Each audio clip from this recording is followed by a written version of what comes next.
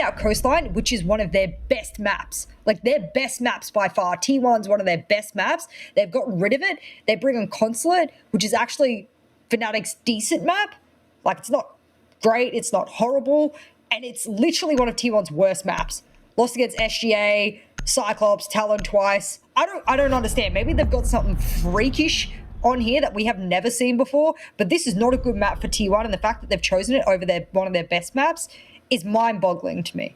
Oh, Jackalban comes in from Fnatic. Not one that we see too often, but suggests that they might be looking to just apply some roam pressure, taking out the man who can just check out those footsteps, track them down and put the ping on the map. So Fnatic likely looking for offsite holds. We've got Thatcher going as the attacker from T1. Pretty standard there, but we're going to see Nomad left available. So probably limited aggression here, I would expect, if Nomad's being brought along. And I mean, we've seen a lot of Nomad being banned recently, which is fair enough, especially on this map in the EU League as well. A lot of teams going, nope, get it away, nope, get it away. But we haven't actually seen a lot of jump outs as a result. I think we've seen a couple of run outs as a result of impacting grenades.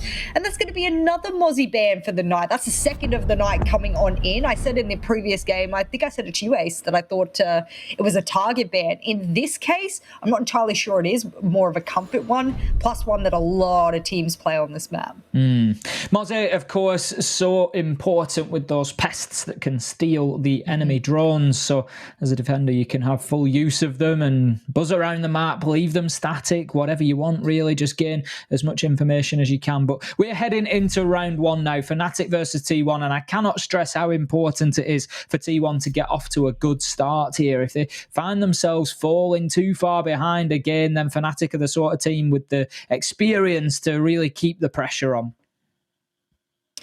Well, look at that. That's going to be a 6-pick from the Kaid over to the Aruni, and that is going to bait over to T1 that they possibly were going to start downstairs, but instead they're going to start upstairs, which, I mean, overall is now not a very popular site that a lot of teams in any region like to play on. But if you look over to Fnatic specifically, when they're on their defensive side, and they do, you know, every now and then play Consulate in the past few months, they mostly pick top floor. But they have a better win rate downstairs. So if they win this, they can be confident they'll probably win bottom floor as well. That's 2 rounds in the bag. Pretty good. Well, it starts putting you in a great mental shape, doesn't it? And as you say, they're no doubt picking up on the fact that they're against Team 1 here. They're the team that they would expect to be beating, I would suppose, if they come into this looking at the results. So why not? Take the risk and, like you say, try to give yourself that early advantage. Well, looking at this setup, it's going to be an admin heavy hold. Possibly looked back at some of T1's matches on Consulate and know that they like to do a bit of a Consulate push. Look at where all of the players spawned from T1. It is a heavy emphasis over to admin. Good read, Fnatic. It's clear they've done their homework. Shout out to those coaches behind the scenes as well. I mean, we've got the strategic coach of... God, his name was just on the tip of my tongue. He used to be the coach for Rogue. Come on, help me out here, Ace. He's the strategic coach for Fnatic. Krapel. Thank you. Krapel is their strategic coach all the way from Europe, and they're obviously their OG coach. See, I can't do it. I've not had enough coffee. It's gone. Dizzle. You got to remember the Disgod. You can't forget Disgod. He's absolutely represented Australia in more ways than most players, coaches ever will. Nevertheless, that's a clear indication to me that support staff have done their job and geared the players up the best they can.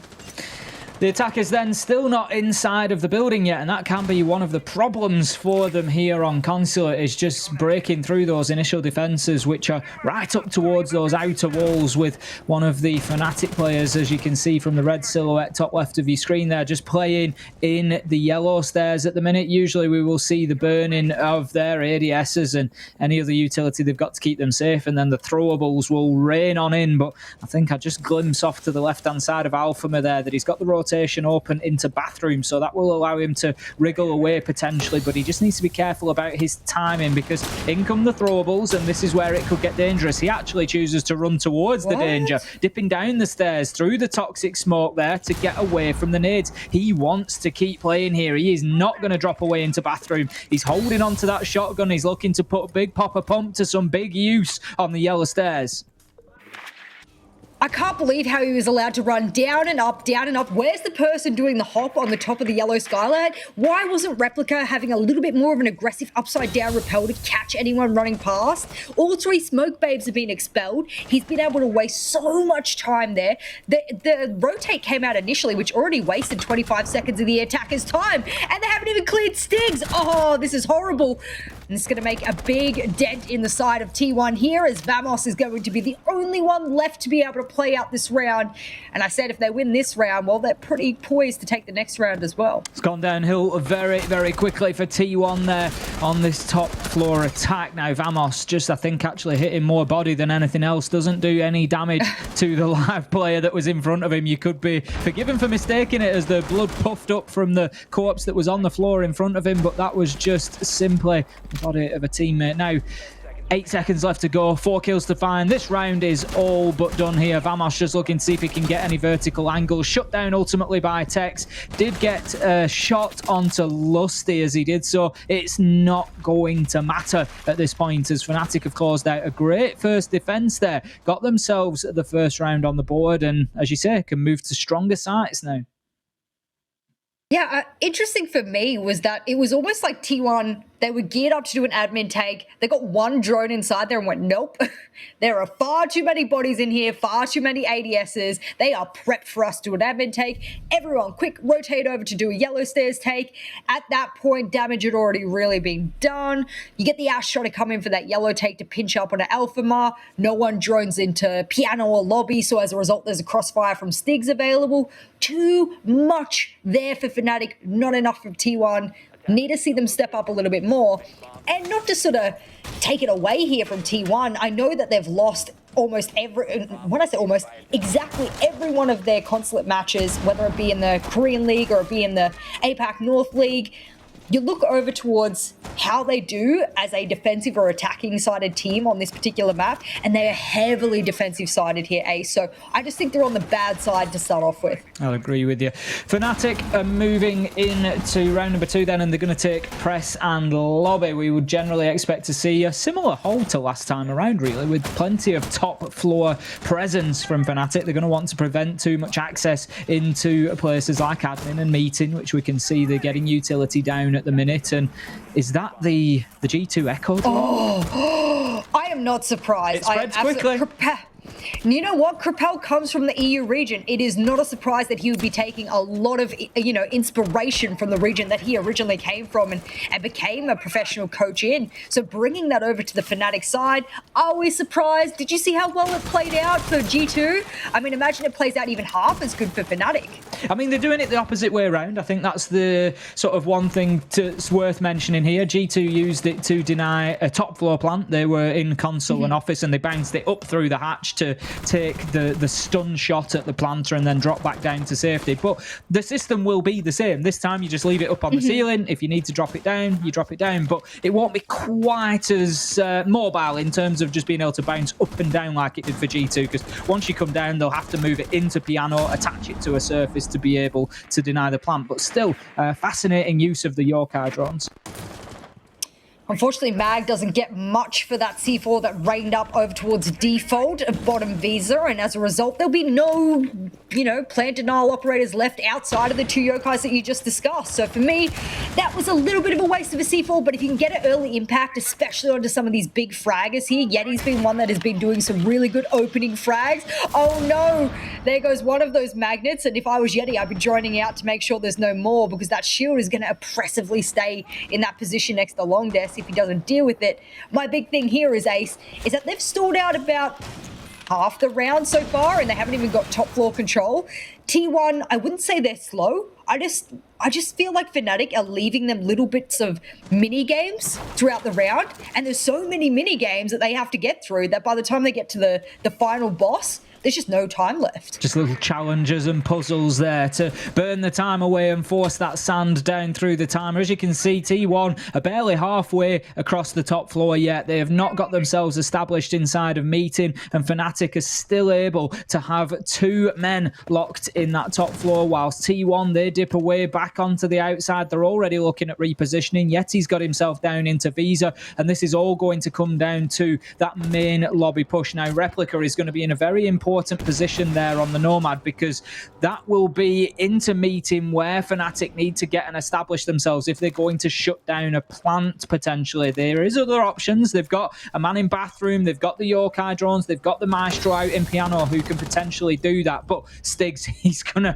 take a peek out of that window there and shut down Yeti with the big Alder. Vamos, however, is getting that plant down. We can see the same technique being used, but instead of Piano to console, it is basement into main lobby. Vamos taken down by Tex. Important kill, 2 versus 4, as we have them raining in on both sides. And now it's all down to Revy, the player coach, running out of time, can do absolutely nothing to find the remainders. And it's a solid defense from Fnatic. So much usage of the hatches, not for the Oryx, not for anything else like rotating down, but for the Yokai drones. Now, I tell you what year are we in now, Ace? I have played this game from almost the beginning of its inception. I think I came in maybe a year and a half later into the competitive scene myself, and I've seen a lot of things happen in this game. Now, something that G2's done in the past year or two is start using the first initial Yokai drone to start hot droning roamers around. I like that. I think it's an interesting, addition in the way that you can use Echo as more than just a player denial. But even more than that, they've started creating a meta where you can literally leap Yokais up multiple floors just by opening a simple hatch. And now teams are like, oh my God, this is revolutionary. I mean, how many years we've been playing? You could have figured this out by now. The thing is, the beauty of that is what we're now going to see, I'm sure, is coaches all around looking at each individual map and saying, okay, well, we've done it on Consulate. Where else? And all you need, effectively, is a hatch in the site on the floor. That's all you need, because then you just drop your Yokai down through it and you bounce it up onto the ceiling to make the challenge onto the planter. So now we're having a look at all these sites across the entire game and saying, right, which sites have got a hatch in them? Because if there's a hatch in them, we can consider this defense now. And I mean, we're going to have to label it the G2 Echo defense, aren't we? I mean, SSG were given the top 4 hold of Clubhouse. This is going to have to be the G2 use of Echo.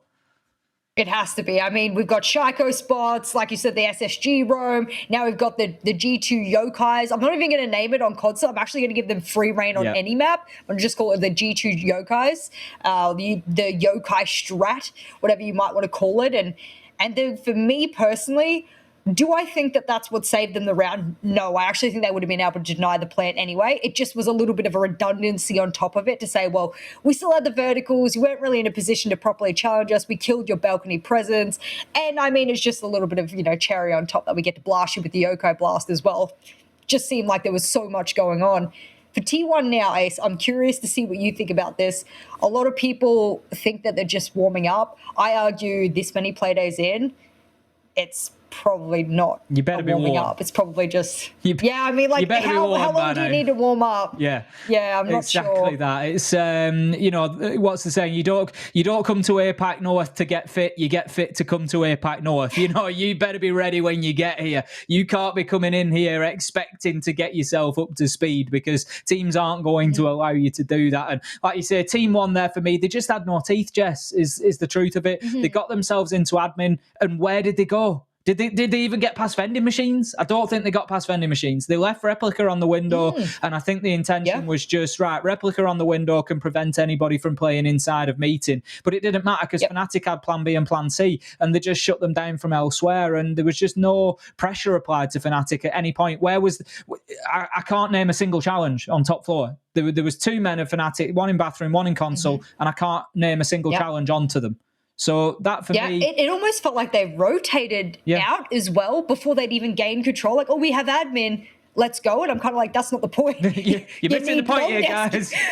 That's your beachhead. Missing the point of the top floor. Okay, you've kind of made your initial ingress. You're like, oh, we've moved the pawn 1 spot on the, checkmate. That's not how it works. You've really got to take that meeting control, or at least have that presence beyond just that upside down rappel and hope that no one shoots back. For me, I was looking over to the standings just to sort of zoom out a little bit from this match whilst we are waiting for that player to jump on into the lobby. Even if T1 win this, they get their first win on the board. Let's say they get it outright, not going into OT. They get 3 points. The Fnatic still have 5, so it would require Fnatic to lose the next 2 matchups, of which are the last 2 play days of this entire stage. It required T1 to outright win both of the next 2. And at that point, Fnatic would sit at last, but I just don't see it happening. I don't see it happening that way, not with how this sort of game is progressing now, not with how T1 hasn't really warmed into APAC North just yet, and their last opponent is Guts. Yeah, I don't know how I feel that the standings will change much, because Fnatic has a really good chance of overtaking Fav on the leaderboard here. So for Fnatic fans, if you're wondering, not all hope has been lost. Even if they do lose to T1 today, they still have a good opportunity of overtaking Fab. So that's how the standings are looking just now. And I mean, that is a big if, to be fair, given what we've just seen in the first 2 rounds there. For a second, Jess, I honestly thought it was a tactical timeout that we were going into. I thought, wow, a T1 that desperate that we're like literally straight away 2 rounds in. This is too much. We need a timeout. But it wasn't. It was a technical pause while we got an issue sorted. So we are loaded back in now, heading into round number 3. Fnatic, they're going to take us downstairs to Garage. And then I would imagine, given what we've just seen, they are going to rinse and repeat from there. I doubt there'll be any hatches necessarily opened up on this particular site to have the yokai bouncing up and down. No real need for it. You can just hide them around the site, and then when they come in for the default plant, that's when you employ them for their job, that plant denial. They're going to double it up. And I remember when Maestro was first introduced, that everyone was running the Maestro Echo combo. They were like, bam, this is the new meta. We are so oppressive. We have the intel from both of them. We have the oppression of both of them, the zaps from the evil eyes, and of course the yokai bursts from the yokai drones. And I'm just like, sheesh, this is why you almost always saw either Echo or Maestro banned, almost always. Today, neither of them are banned, so of course Fnatic can use that to their complete freedom here, and that's a sneaky little spot there. I like horrible. That is horrible, and I think it echoes an interesting operator to look at, Jess, because I think the recent nerfs that we've seen to him, particularly with the invisibility of the drone being removed, I think seems to have put him into a nice spot. He's still getting used reasonably well. He's still very powerful, but he's not getting banned out constantly anymore. And we've seen shifts in how he's being used. It's forcing that adaptability and creativity of the teams as to how they're going to use him. As you said, you know, a couple of teams we've seen using him as an active droning now. LATAM, we've seen an awful lot of that, aggressively droning roamers, and it's like they're on the attack. It's great to watch. Well, that Banshee will get dispatched off very quickly there, and that's what you want to see. You want to see the speeding up of T1, and a lot of those mini games that I referenced before are not being dealt with quick enough, and you know, they're losing players along the way, so they're lacking strength when they get to the execution. Considering this site is going to be all the way downstairs, doing a top floor down take means you must be swift. They seem to think, for whatever reason, and by the looks of Yeti sort of slowly face checking things and waiting for the drone, they seem to think that someone is upstairs, so they are trying to be a little bit careful. But as they make their way over to bathroom, they're going to realize very quickly that Fnatic is employing a bathroom hold. Usually it's by a shotgun SFG operator. This time it's by an elder player. Replica just deploying the air jabs there to prevent that rotation upstairs via the spiral staircase, just keenly not wanting to get caught on the flank. And 11, he's going to shut down Styx to begin with, so that is the big Alder gone. Lusty will trade out with 1 onto Yeti, leveling things up, finds himself a second onto Revy, and they can't allow him to use the reverse angles on that hatch like that. It's generally speaking, if you are above, you have that power position inside a siege, and fighting downhill does tend to just be that little bit easier. But no, they've allowed him to just absolutely rip 2 of them out of the map there through that hatch. Now we do have the garage wall opened up by the thermite. That gives the access that T1 need to think about getting inside and getting the diffuser down here. They've still got 11 working up above. He's going to try and get himself access into piano. He can start opening up the floor potentially, and then he could start trying to work those vertical angles. Instead, he's just going to use the hatch there onto the shield at pipes. He's just pinged it out, but I'm not sure whether he's convinced there's anybody behind there or not at the minute. But Lusty is going to find Vamos, and this just goes to show how a shield, a simple bit of utility, can just burn so much time. 11 drops the hatch, gets himself one, shut down by Lusty on a trade, and once again a round that was just all Fnatic there. That line of sight that Lusty got his initial 2K from, remember the other day in EUL? Aces from Rogue got the exact same 2K. I think somebody's been watching angle. EUL. Yeah, do you think? Wow. I think they might. You know what? I don't want to say that Krapella's just like gone, this is the new meta, and taken what G2 has done, Rogue has done, all of the best teams in EU, which is what you should do. You should take whatever the best teams are doing and go, if this works and is dominating other teams, let's put it into our own gameplay and see. Well, I mean, look at the leaderboard, ladies and gentlemen. It clearly is working, and T1 don't know what to do with themselves. And I can tell you what right now, Fnatic, they might walk away flawless on the half here, which actually would put them on a match point before T1 have even done anything. Certainly would. And I mean, there's, as you say, nothing wrong at all with looking around if that is what has happened and seeing other teams do things well. And ultimately, everybody's looking to get themselves towards that absolute peak of performance and doing things in the best way. And, part of that is creativity, of course. Every team has its creative process and comes up with its own idea and strategies, but the others, they are adaptation and taking maybe what somebody has done against you and you find particularly difficult to deal with, or, what you see somebody else do well, and just adapting it and making it your own and implementing it into your game. It's all a combination of those things. But round 4 here, we are moving into the top floor once again. As I suggested, after those 3 successful rounds, this is just going to be rinse and repeat for Fnatic now. I would love to see where that first cam went, because I actually think it goes on the fountain. And at insult to injury there, Ace. Good night, 11. The biggest fragger on the side of T1. He also dispatched of half of the Banshees. Luckily, there are none going to be present in this round. But, that is such a big hit for T1. We cannot emphasize this enough. If you look over to the stats of T1 and you say, well, who's, one of the biggest players or the biggest hitters for the side of T1? And then go on Siege GG, that's where we get most of our stats. He is sitting on a 1.15 rating. The next player is on 0.78. That is how impactful 11 is for his team. In fact, so much so, we get to call him the carry. I think you've got to say it, haven't you? 11 is T1 at this point in time. There are, of course, other players in there making their contributions, but so many rounds do come down to 11 being alive or not, and that opening kill is going to be a big blow for them. Now, Styx is just playing tight on that window there. He does not want to allow any access into admin whatsoever, and Replica is just getting himself caught up in a battle here, and all this is doing, Jess, once again, is wasting time. Revi will be able to shut Styx down, so that now leaves us 4 versus 4, but we're halfway through the round, and there's a lot of work yet to be done, and Tex is still active inside of admin, but Vamos will not be, as Lusty shuts down Vamos 3-3 now, and I expect we might have a little bit of a lull after T1 have got themselves into the map here. They need to just evaluate, assess their position, and look to move forward from there.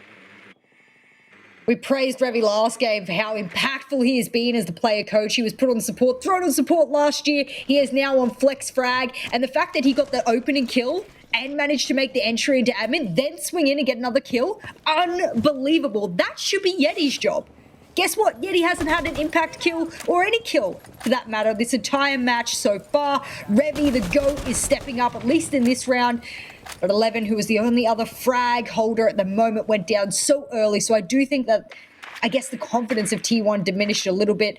It fired Revi up, however, and it was good to see that he was able to recollect himself. But as I say, it cast a curse. His head get taken cleanly off his shoulders.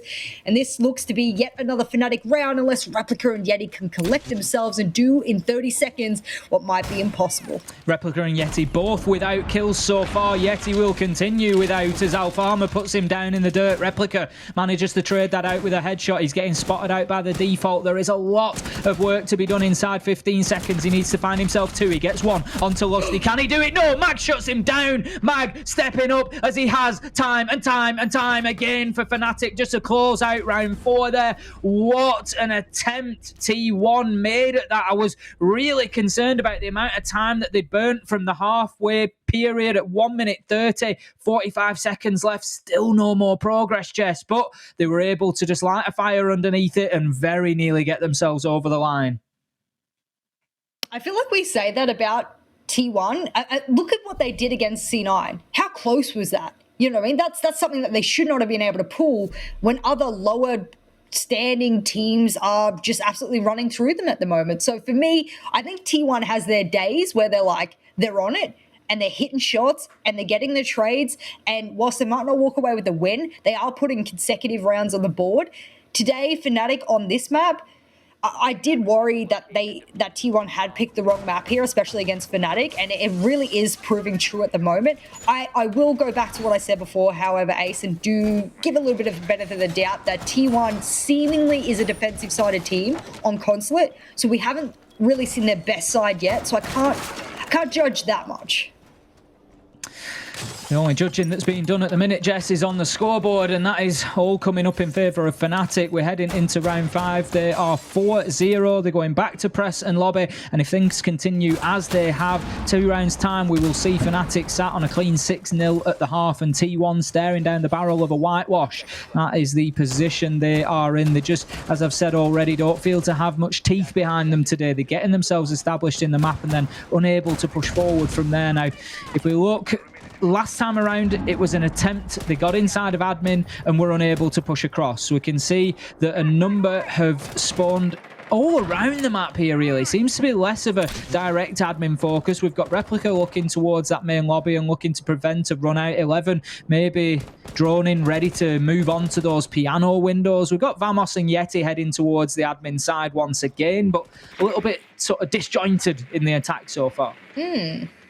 I mean, the diffuser's over in the hands of Vamos, and it would be very time-consuming if it went down outside admin. It'd be even more time-consuming if it went down inside of admin. So I'd be a little bit worried that he does a bit of a solo push there, and maybe he's just droning out to see exactly what's going on.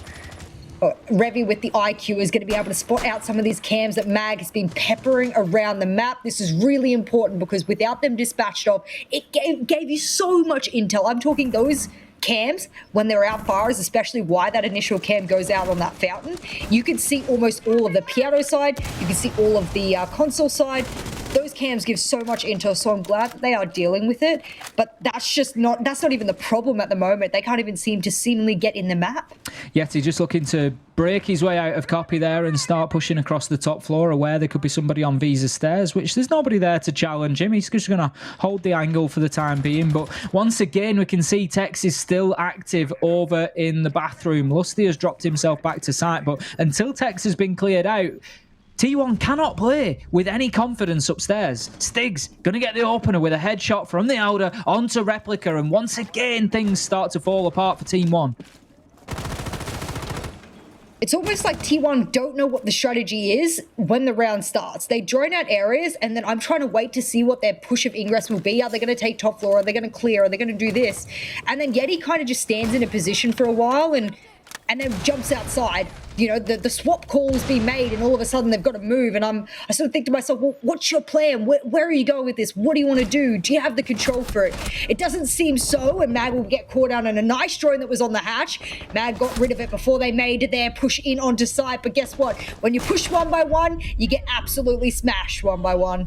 Vamos goes in and tries to get the diffuser down on the ground. He's chased away by a stun from the Echo drone, and then bullets just flying, zipping by his head one after another, and he decides that enough is enough and he bails out before looking at a potential second attempt here. In goes the flashbang. He's going to have a look forward for some kills. He's going to need them as Tex finds one onto Revy. 1 versus 4. They know where he is. The Yokai drone is just blasting him shot after shot, and Tex it is who locks it down with the kill onto Vamos, and that is Fnatic 5-0. And this is not looking pretty, Jess.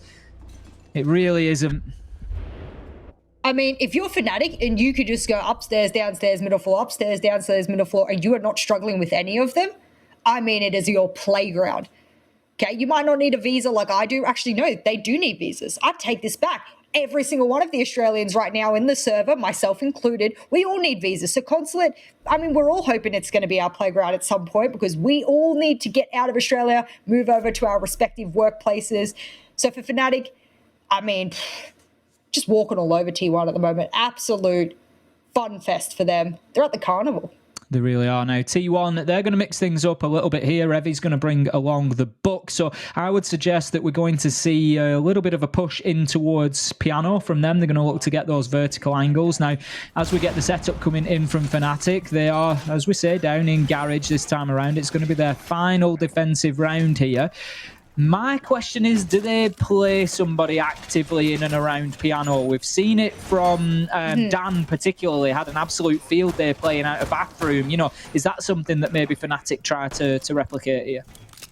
Well, last time they went downstairs, Stiggs, and I sort of was a little confused why the Elder was in the bathroom out of all of the different weapons. Generally, you take a short-range weapon, which is the shotgun, and at the moment, they don't particularly have either a smoke or mute to play with, so that's why it's Stiggs' job, I think. So he'll set himself up into bathroom after he pops all of these hatches, and whether or not he paints the illusion that they're roaming, or maybe Lusty starts upstairs, gives him an opportunity to rotate back. Either way, that's Stiggs' job. He's a little late to the push, and that's why he might get caught out. And oh, I thought he popped in through that window with the one shot, but it's going to be the Visa window spawn peak, and I'm not sure who started that one out. Looks like to be Tex, and he will be absolutely dominated by Replica, but down to 5 HP. He had some good hits. I actually think that Tex, even though he's fallen, has done enough damage here to say that he died for a good reason. But he's certainly taken more than 100 HP that he's lost for himself if you look across the two operators that he's been fighting with. But a good start for T1 nonetheless. They've got a gun off the board. They've got themselves some space to play in the map, but Replica will be down here. The job that Tex started, may yet be finished. He's down outside of the map, so likely to survive for now, and Lusty, he's just absolutely desperate to get an angle up onto that window. But it's something that T1 need to be aware of here. They can't just pick Replica up and then run to try and get inside the building, because if he does all that work to get him back on his feet, he's going to be wasted. Now there's the drone. Did it spot the man underneath? I'm sure the bullet fire must have been picked up. Yeah, and even if you can't see someone there, you absolutely have to make the assumption someone will be there at some point. So no point. Replica will rotate around, whether he goes in Visa double doors or he just rotates around completely, yet to be seen. Now that half of the round has elapsed and Fnatic is staring down the barrel of match point here, they need to make sure they put another round on the board, or even just their first round on the board. T1, show us you can put a very coherent attacking round on the board.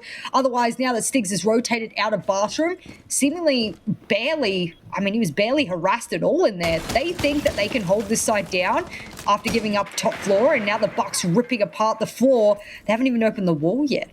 T1, as suggested, have gone in and got control of Piano. They'll take off that Electroclaw with 1 minute left to go. They need to get a wriggle on. They need to get themselves down there and get that main door open. Give themselves some access. Revy just pinging out the utility that is potentially going to prevent them being able to get in there and get that diffuser down. The Banshee, of course, can be a very oppressive gadget if you're trying to get other things done, particularly. If you're just looking to move past it, you can go up, melee it on your way, not too much of a problem. But if you're going into a gunfight or to get a diffuser down, it can be a real headache, and one that T1 need to solve. Now, Yeti is there with the breach in charge, and that will clear out utility. So the path is now clear for Vamos potentially to go in. He just decides that he wants a little bit more space on that door to move in. Now, 11 has got the kill onto Mag, but are they aware of Alphama just hiding? They are not, and he pops out of the closet and absolutely destroys his man. Stiggs gets involved as well with a kill. 3 versus 2 now for T1, but only 3 seconds left to go. This can all be won by Alphama on the Echo, but he can't find the planter. He doesn't know where it's going down, and Vamos will be successful. Smart move to take it all the way up to the reinforcement, but it doesn't matter because T1 are losing the gunfights. Stiggs, he gets the kill onto Replica, and now it's all down to Vamos. 1 versus 2. He has to defend the diffuser. He's just trying to duck, dodge, dip, dive, weave all over site to keep himself alive, while Alphama and Stiggs, they try to muscle their way in, and that is exactly what they'll do as the Echo finds the headshot, and in comes the disable on the defuse. It was tight for Fnatic, but they were able to win the round. Shit, that is something that should not happen. Post-player positions should be locked down. That was the first opportunity for them to give us a convincing round. Yokai drones were still up. They managed to play in a position that wasn't seen. That was T1's round. It was that was their moment, was when they got the diffuser down by the wall. Yep. Absolutely. I absolutely agree that was the most convincing moment for me, this entire matchup for T1 to take a round convincingly. Whether or not the numbers were dwindling or not, it doesn't matter. Objective play comes first. But you could just see the guys on Fnatic. They're having a laugh. They're all just vibing with each other. I mean, that's the kind of spirits you want. You want positivity. You want everyone to be having a laugh, icebreakers. Even if they were on a 0-6, I would hope that they would be trying to employ those kind of mentality tactics with each other regardless. Because if you look over to the side of T1, there is not a smile in sight. And when you are down this many rounds, I can imagine why. But the mentality now, you're on defense. This is it, T1. This is your opportunity to reverse sweep a Fnatic that looks cool, calm, and collected.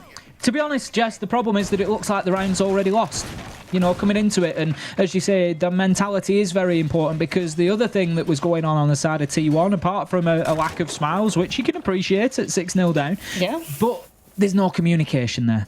And when that communication stops and dries up, and, you know, Fnatic, they're not communicating about the game necessarily at that point. They're having a bit of banter, they're having a bit of fun, they're having a laugh. But it just stimulates that process of those call-outs. And they'll switch into professional mode pretty quickly when the round gets underway.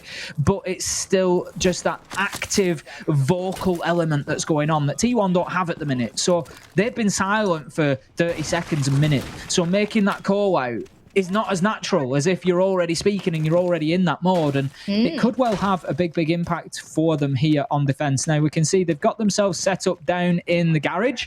They are looking to spread themselves all over the map at the minute. We've got a couple of roamers up in admin, so Fnatic are going to have to be careful. Stigs is already heading up to the top floor, so they're obviously aware of that and looking to make that top floor clearance, and they need to, because they don't want to get hit on the flank. Does that get it? Yes, it did. Nice. Well, there you go. They know the exact placement of at least the one that was on the top of the triple wall, and they'll get that one for free. I believe the other one is underneath the sort of generator line or the electricity box that sits just left of the triple wall. And as a result, I don't think they'll be able to get that panel, which 9 times out of 10 is the most appropriate panel to open up, especially when you're thinking about the default plan. So you do need to try and deal with that some way, somehow. And maybe Stigs can open up above, send down a grenade, confirm that one. I believe it's even under the toolbox that sits there, so it won't even be under the generator box. It might even be under the toolbox. Wherever it is, it doesn't matter. Now that they have piano control seemingly for free, you have to be worried about Yeti, who's upstairs causing a ruckus. No hatches open, not up by what I can see. But Revy, he wants to try and get the flank going. He'll impact that air jab, but guess what? Mag will take him down, and air jab or not, Mag is on the flank watch.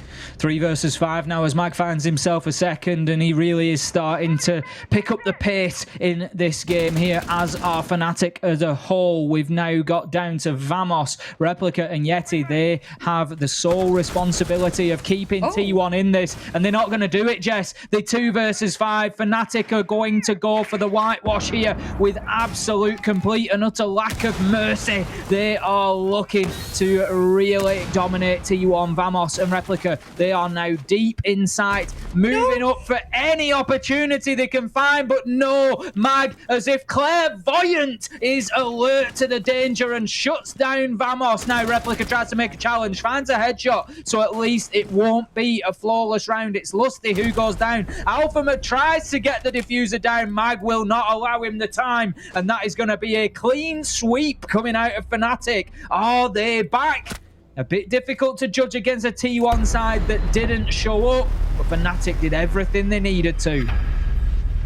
The one thing that convinces me that Fnatic is back is that Mag, who is having a bit of a slow season to start off with, is absolutely slaying these past 2 games. I mean, look at him. Last round drops a 4K to be able to move into that, you know, top fragging position for his team. He has been doing a great job on the flex role. Like I said, a bit slow